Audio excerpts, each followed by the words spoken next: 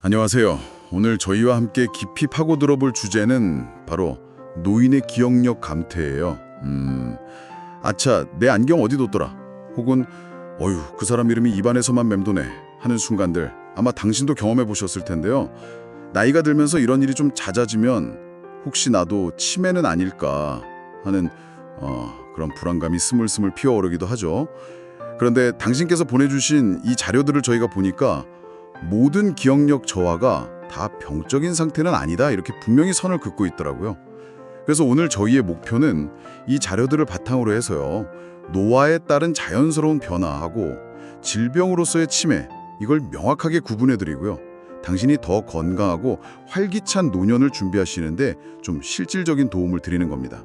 자, 그럼 본격적으로 이야기를 시작해 볼까요? 우선 노인의 기억력 감퇴라는 게 정확히 뭘 의미하는지부터 짚고 넘어가야 할 것 같아요. 네, 맞습니다. 이 자료들에서 공통적으로 설명하는 건데요. 노인의 기억력 감퇴란 나이가 들면서 우리 뇌가 정보를 처리하는 방식이 점진적으로 변하는 현상이라는 거예요. 비유하자면 아주 큰 도서관에 빼곡히 꽂힌 책들 같은 거죠. 정보, 그러니까 책 자체는 여전히 그 자리에 있는데 그걸 찾아내는 사서의 속도가 조금 느려지거나 때로는 어떤 책이 어디에 있는지 좀 가물가물해지는 거예요. 이게 왜 그러냐면 뇌세포 사이의 연결, 그러니까 시냅스라고 하죠. 그 연결이 예전만큼 활발하지 않게 되고 새로운 정보를 저장하거나 이미 저장된 정보를 꺼내오는 과정 자체가 조금씩 비효율적으로 변하기 때문이라고 해요. 특히 사람 이름이나 방금 전에 뭘 했는지 같은 그런 최근 기억을 떠올리는데 어려움을 느끼는 경향이 좀 두드러진다고 하네요. 아, 그렇군요. 그러니까 정보 자체가 사라졌다기보다는 그걸 인출하는, 꺼내는 과정에 변화가 생긴다는 말씀이시군요. 그럼 뇌가 늙는다는 건 구체적으로 어떤 변화를 동반하는 걸까요? 걱정하지 않아도 될 그런 자연스러운 변화에는 어떤 것들이 있을까요? 네, 자료들을 종합해보면요. 우리 뇌는 사실 20대 정점 이후부터 서서히 변화를 겪습니다. 매년 뇌 무게가 아주 조금씩 줄어들고 뇌세포 수도 점진적으로 감소한다고 하고요. 뇌로 가는 혈류량도 예전 같지 않고 정보를 전달하는 신경 전달 물질의 생산이나 활동에도 변화가 생기죠. 이런 미세한 변화들이 쌓여서 정보 처리 속도가 약간 느려지고 완전히 새로운 것을 배우는 데 시간이 좀 더 걸리고 여러 가지 일을 동시에 처리하는 멀티태스킹 능력 있잖아요. 그런 게 조금 떨어질 수 있어요. 하지만 여기서 정말 중요한 포인트는 이건 누구에게나 일어날 수 있는 자연스러운 과정이라는 점이에요. 오히려 이 자료들은 나이가 들면서 판단력이나 문제 해결 능력, 그러니까 결정적 지능이라고 하죠. 혹은 삶의 지혜, 이런 것들은 더욱 깊어질 수 있다고 강조하고 있어요. 아, 그 부분은 정말 위안이 되네요. 단순히 기능 저하만 있는 게 아니라 경험에서 오는 지혜는 오히려 더 쌓인다는 거니까요. 자, 그럼 가장 핵심적인 질문으로 넘어가 보죠. 많은 분들이 이것 때문에 좀 불안해하실 텐데 방금 말씀하신 이런 정상적인 기억력 변화랑 치매는 구체적으로 어떻게 다른 건가요? 이걸 구분하는 게 정말 중요할 것 같아요. 핵심적인 차이점을 정리해보면 이렇습니다. 첫째는 힌트의 유무예요. 정상적인 노화 과정에서의 건망증은 예를 들어 그 배우 이름 뭐였지? 할 때 옆에서 김 하고 성씨만 알려줘도 김수연 하고 금방 떠올릴 수 있거든요. 즉 힌트가 도움이 돼요. 하지만 치매의 경우에는 힌트를 주거나 당시 상황을 설명해줘도 아예 기억을 못하는 경우가 많아요. 정보 자체가 좀 손상되었을 가능성이 크기 때문이죠. 아, 힌트가 통하느냐 아니냐. 네, 그렇죠. 둘째는 기억 내용의 중요도예요. 정상 노화는 주로 사소한 일, 예를 들면 어제 저녁 메뉴 같은 건 깜빡해도 며칠 전 가족여행이나 중요한 약속 같은 의미 있는 사건들은 비교적 잘 기억하거든요. 오래된 기억은 더 잘 보존되고요. 반면에 치매는 경험했던 사건 전체, 심지어 방금 전에 나눈 대화, 내용이나 아주 중요한 약속조차 통째로 잊어버리는 경우가 흔해요. 중요도 자체가 다르게 작용하는군요. 네, 셋째는 일상생활 수행 능력이에요.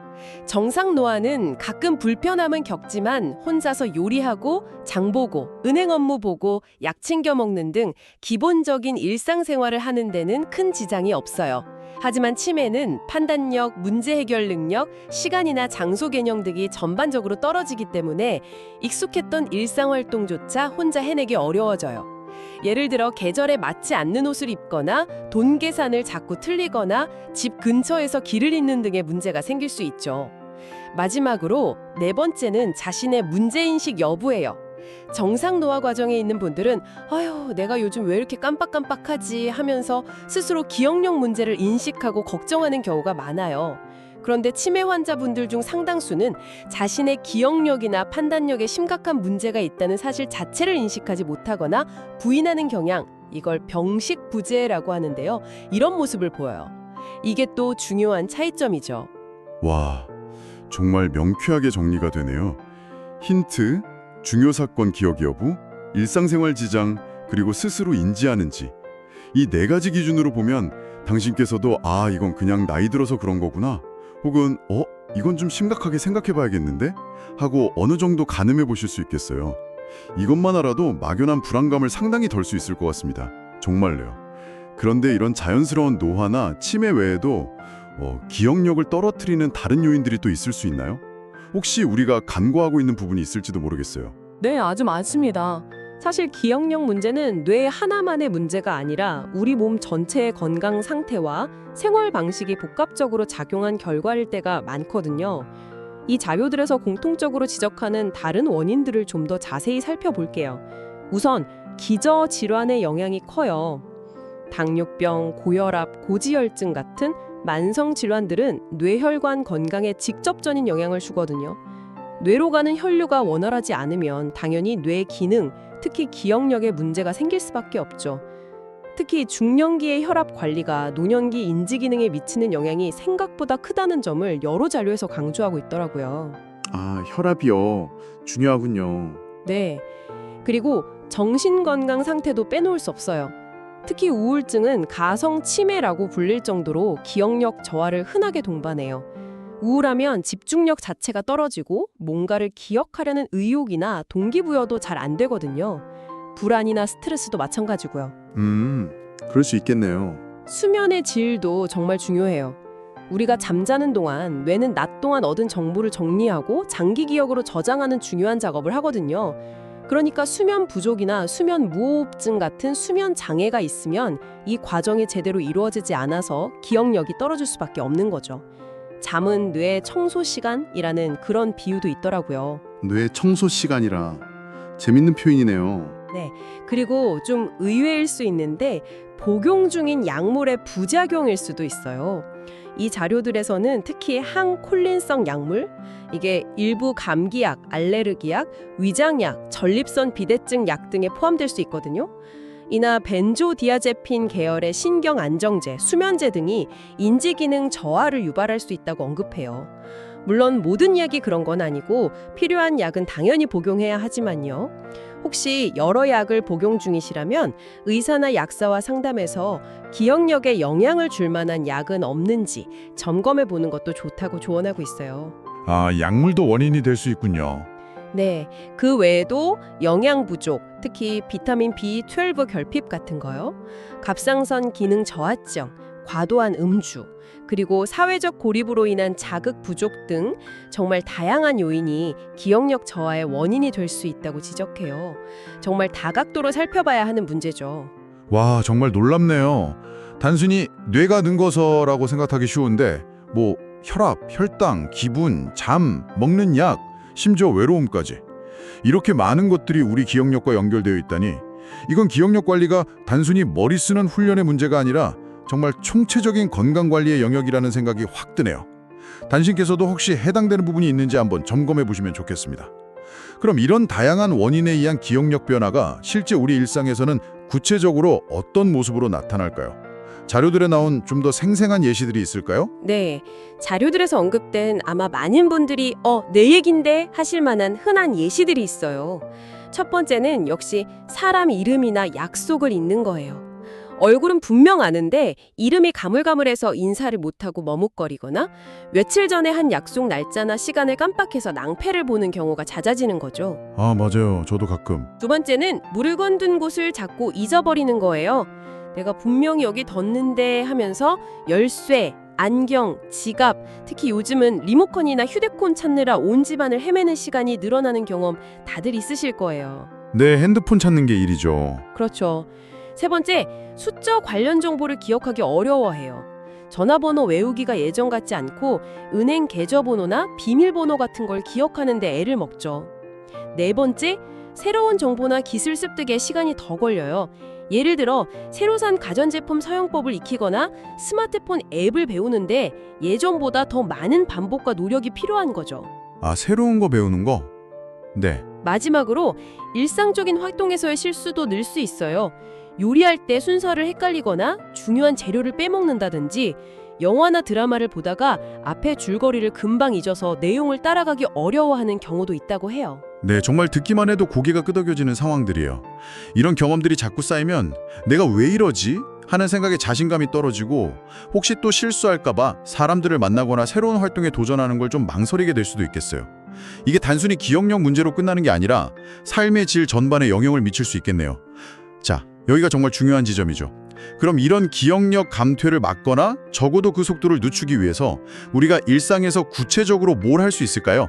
우선 생활 습관 측면에서 어떤 조언들을 하고 있나요? 자료들은 우리가 어떻게 생활하느냐에 따라 기억력 노화의 속도를 상당히 늦출 수 있다고 아주 희망적인 메시지를 주고 있어요. 가장 중요하게 그리고 반복적으로 강조하는 건 바로 규칙적인 운동이에요. 특히 걷기, 수영, 자전거 타기 같은 유산소 운동이 핵심인데요. 이게 단순히 몸 건강에만 좋은 게 아니라 뇌로 가는 혈류량을 늘리고 신경세포 성장 인자를 자극해서 새로운 뇌세포 생성을 돕는 효과까지 있다고 해요.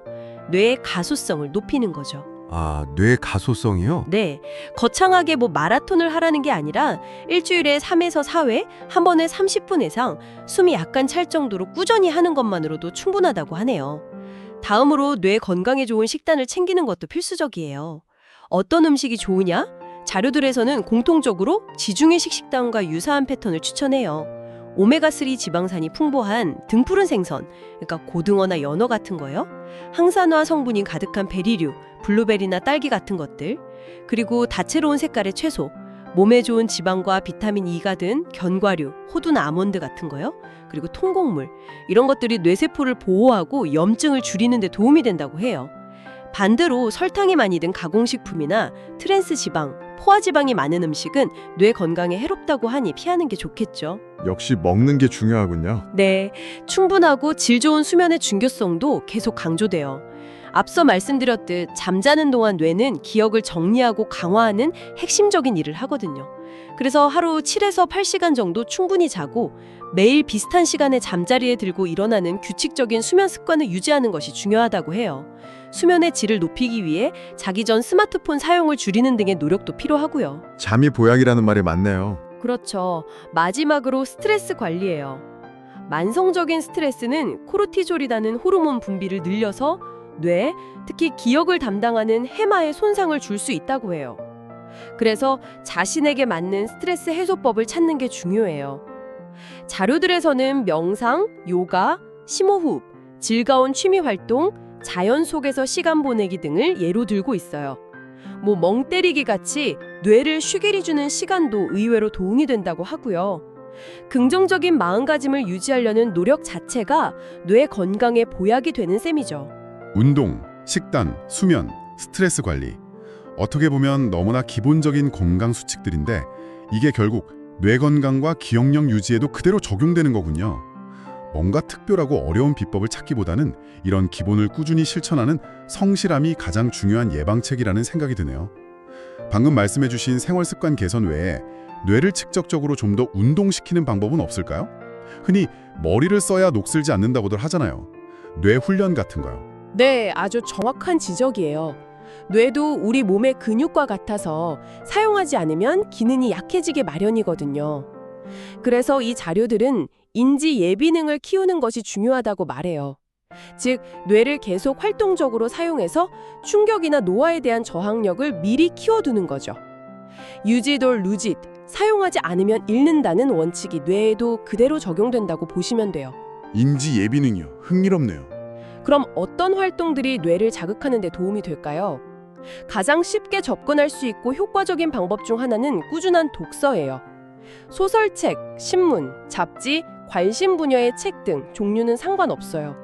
글을 읽고 내용을 이해하고 상상하는 과정 자체가 뇌의 여러 영역을 활성화시키죠. 독서 좋죠. 네, 두뇌를 쓰는 게임이나 활동도 좋아요. 낱말 퀴즈, 바둑이나 장기, 체스 같은 전략 게임, 심지어는 틀린 그림 찾기 같은 것들도 집중력, 문제 해결 능력, 기억력을 자극하는 데 도움이 돼요. 요즘엔 스마트폰 앱으로도 이런 두뇌 훈련 게임들이 많이 나와 있어서 활용해 볼 수 있죠. 아, 게임도 도움이 되는군요. 네, 새로운 것을 배우는 도전 역시 강력한 뇌 자극제예요.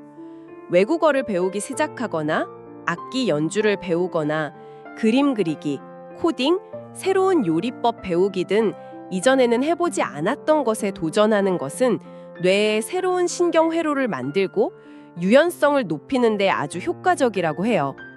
꼭 전문가 수준이 될 필요는 없어요. 배우는 과정 자체를 즐기는 것이 중요하죠. 과정 자체를 즐기는 것. 네. 그리고 이 자료들에서 의외로 굉장히 중요하게 강조하는 것이 바로 활발한 사회적 교류예요. 친구나 가족들과 자주 만나 대화하고 동호회나 자원봉사, 종교 활동 등에 참여하는 것이 단순히 외로움을 더는 것을 넘어 뇌 건강에도 직접적인 도움이 된다는 거예요.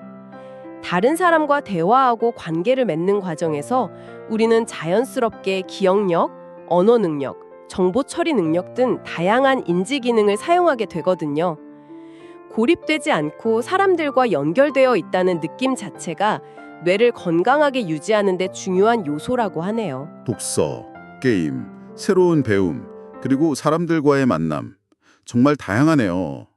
단순히 머리 아픈 공부만 해야 하는 게 아니라 즐겁게 참여할 수 있는 활동들이 많다는 점이 참 다행이에요. 어쩌면 은퇴 후에 뭘 하고 지낼까를 고민하는 것 자체가 중요한 뇌 건강 활동일 수도 있겠다는 생각이 드네요. 고립되지 않고 계속 배우고 즐기고 사람들과 어울리는 활기찬 삶 자체가 최고의 기억력 지킴이일 수 있겠어요.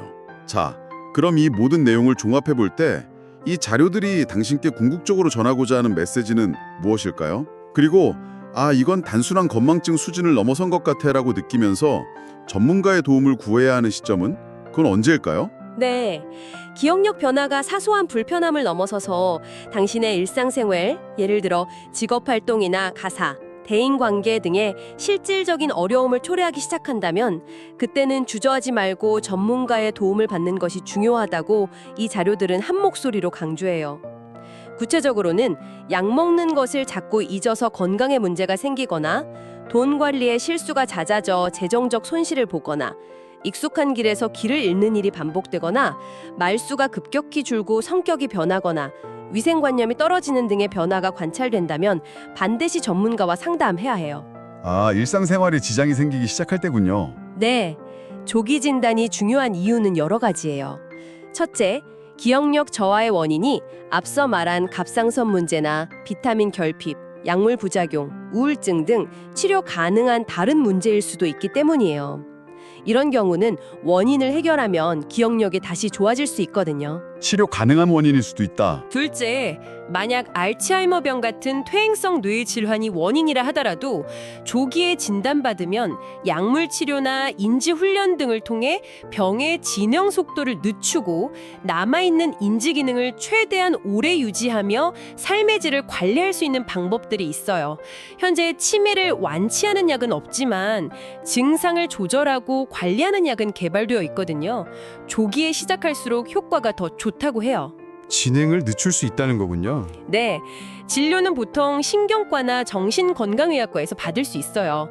병원에 가면 의사가 자세한 병력 청취와 신경학적 검진을 하고 기억력, 주의력, 언어 능력 등을 평가하는 인지기능 검사, 보통 설문지나 간단한 테스트 형태인데요,를 시행해요. 필요에 따라서는 뇌 MRI나 CT 같은 영상 검사, 혈액 검사 등을 통해 다른 원인은 없는지 종합적으로 평가하게 되죠. 그렇군요. 검사 과정이 있군요. 네. 그리고 만약 치매 진단을 받게 되더라도 너무 절망하거나 숨기려고만 하지 않는 것이 중요하다고 이 자료들은 이야기해요. 무엇보다 가족과 주변 사람들의 따뜻한 이해와 지지가 필수적이에요. 기억력 문제로 힘들어하는 분이 위축되지 않고 꾸준히 치료받고 사회활동에 참여할 수 있도록 격려하고 돕는 환경이 중요하다고 마지막으로 강조하고 있습니다. 네. 결국 혼자 끙끙 앓기보다는 변화가 느껴질 때 용기를 내어 전문가를 찾고 또 주변의 지지 속에서 적극적으로 관리해 나가는 것이 핵심이군요. 조기 발견, 조기 관리가 무엇보다 중요하겠다는 생각이 듭니다. 오늘 저희는 당신께서 보내주신 노인의 기억력 감퇴 관련 자료들을 바탕으로 나이가 들면서 겪게 되는 기억력 변화에 대해 정말 깊이 있는 이야기를 나눠봤어요. 많은 경우 건망증은 노화에 따른 자연스러운 현상이지만 일상생활을 어렵게 만드는 치매와는 분명히 다르다는 점, 그리고 그 차이를 구별하는 기준들을 확인했죠. 네, 핵심은 정상 노화와 병적인 변화를 잘 구분하는 눈을 기르고 예방을 위해 규칙적인 운동, 뇌 건강 식단, 충분한 수면, 스트레스 관리 같은 건강 습관을 꾸준히 실천하는 거예요. 거기에 더해서 뇌를 계속 자극하는 지적 활동과 즐거운 사회적 교류를 놓지 않고 하는 순간에는 전문가의 도움을 받는 용기가 필요하죠. 그리고 기억력이 예전 같지 않더라도 그동안 쌓아온 당신의 경험과 지혜의 가치는 결코 변하지 않는다는 사실을 기억하는 것도 중요할 것 같아요. 이 모든 이야기에서 가장 희망적인 부분은 우리의 선택과 노력이 기억력 건강에 생각보다 훨씬 큰 영향을 미칠 수 있다는 점이었어요. 네, 바로 그 지점인데요. 그래서 오늘 저희가 당신께 마지막으로 던지는 생각할 거리는 이겁니다. 오늘 나눈 뇌 건강을 위한 다양한 활동들, 그러니까 운동, 식단, 수면, 스트레스 관리, 그리고 독서, 게임, 새로운 배움, 사회적 교류 같은 이야기들을 모두 떠올려 보세요. 그런 다음 단순히 기억력 게임을 하는 것을 넘어서서 이번 주 당신의 일상에 새롭게 추가해 볼 수 있는 뇌에는 기분 좋은 도전을 주면서 동시에 당신의 삶을 더욱 풍요롭게 만들 수 있는 새로운 활동이나 사회적 연결은 구체적으로 무엇이 있을까요? 잠시 시간을 내어 당신만의 답을 찾아보시면 좋겠습니다. 오늘 저희와 함께 이 흥미로운 탐험을 함께 해주셔서 감사합니다.